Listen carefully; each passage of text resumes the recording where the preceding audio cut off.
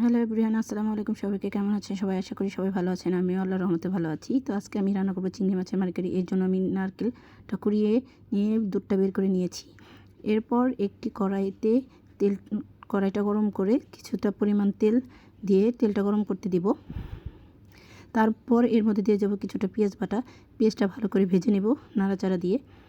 তো যতক্ষণ পর্যন্ত পেঁয়াজের পানিটা শুকিয়ে তেলটা বের হয়ে না আসছে, এই যে দেখেন তেলটা বের হয়ে আসছে। এরপর আমি অ্যাড করব কিছু শুকনো মরিচ, তারপরে একটু দিয়ে দেব হলুদের গুঁড়া পরিমাণ মতন। তো আপনারা যে যেরকম খান ঠিক সেরকম ইউজ করবেন। এরপর দিয়ে দেব আদা বাটা। আদা বাটাটা ভালো করে তেলের মধ্যে ভেজে নেব। এরপর দিয়ে দেব পরিমাণ মতন লবণ। তারপর তেলটা ছেড়ে দিলে দিয়ে দেব চিংড়ি মাছগুলো ভালোভাবে কষিয়ে নিয়ে তারপর এর সাথে অ্যাড করতে হবে হচ্ছে যে দুধটা বের করে রেখেছিলাম নারিকেলে, সেই দুধটা। তারপর চুলার আঁচটা বাড়িয়ে দিতে হবে। এরপর বলক না আসা পর্যন্ত ওয়েট করবেন। তারপরে কয়েকটা কাঁচামরিচ কুচি দিয়ে দিবেন। এই যে দেখেন ফাইনালি হয়ে গিয়েছে। তো ভিডিওটি কেমন লাগলো সবাই কমেন্টে জানাবেন। আল্লাহ হাফেজ।